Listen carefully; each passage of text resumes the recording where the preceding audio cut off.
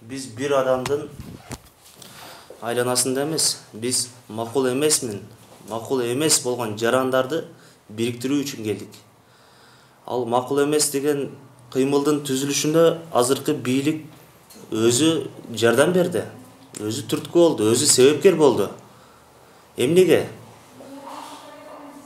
Өзүнүн президенттик мөөнөтү бүтөрүнө бир айга жакын калганда коңшу өлкөгө асылып, анын азабын биздин бир жыл бою кетмен чабып, талда иштеген дыйкандарыбыздын үй бүлөлүк бюджетинде залкас тийди. Алардын балдарына, алардын чет жакта жүргөн, окуп жүргөн, иштеп жүргөн балдардын чөнтөгүнө зыян болду. Андан сырткары биздин ажообуз ойлонулбай сүйлөгөн сөзүнөн дүйнө коомчулугу артка кетти. Бизди эч ким мамлекет катары, улут катары көрбөй калды. Эмнеге биз ушундай жагдайлар түзүлүп атса, үйдө жатышыбыз керек. Биз эмнеге бирикпешибиз керек? Эмнеге макул эмес экенибизди айтпашыбыз керек. Буга чейин 6 жылдын ичинде көп туура эмес нерселер болду. Анын ичинде дача сууну айтсак болот.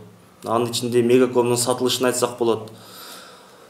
Андан дагы эң башкысы дүйнө эли бизди ким экенибизди билиш үчүн биздин паспортубуз, мамлекеттик ар бир жарандын мамлекеттик паспорту.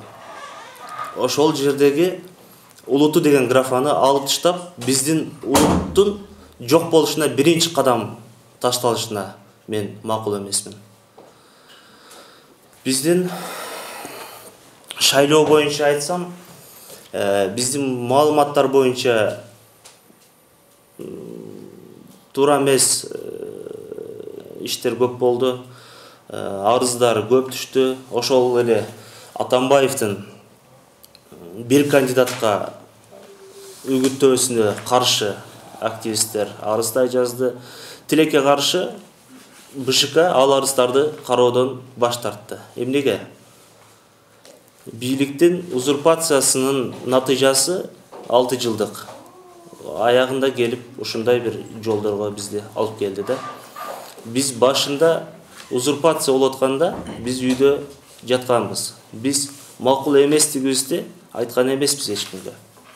Ошонун натыйжасын 6 жылдагы түшүмүн мына быйыл көрүп атабыз. Форма 2 жөнүндө дагы айтып кетишти. Форма 2 деген бул шайлоодогу бир балекет болуп калды да. 340 000 деген добуш жеңишти камсыз кылган кандидатка жок эле дегенде 15-20% добушту форма 2 менен алып келишти. Форма 2 деген бул мыйзам өзгөрүш керек. Форма 2 деген болбош керек. Эгерде чет жакта жүргөн жарандар катталбаган болсо дагы миграциялык картасы менен барып шайлоого укуктуу. Себеби алар 18 жаштан өткөн, жарандуу, кыргыз мамлекетиндеги кыргыз элин мамлекет эмес, ошол чет жакта жүргөн биздин жарандарыбыз багып, биздин жарандарыбыз чоң салым кошкондон кийин алардын укугун биз чектебешибиз керек. Ал жарандар биздин алдыга сүрөөчү бир түрткүбүз болушубуз керек да.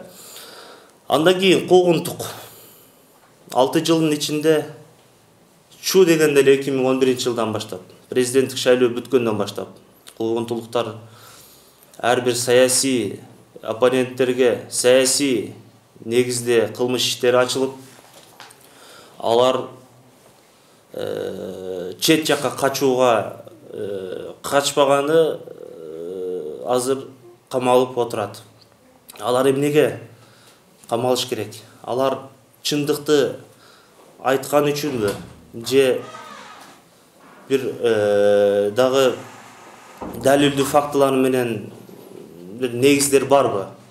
Мен ойлойм, ал биздин кыргыз элитасынын, кыргыз элинин сыймыктары. Алар менин көз карашым алар бошотулуш керек. мен ошого макул эмесмин.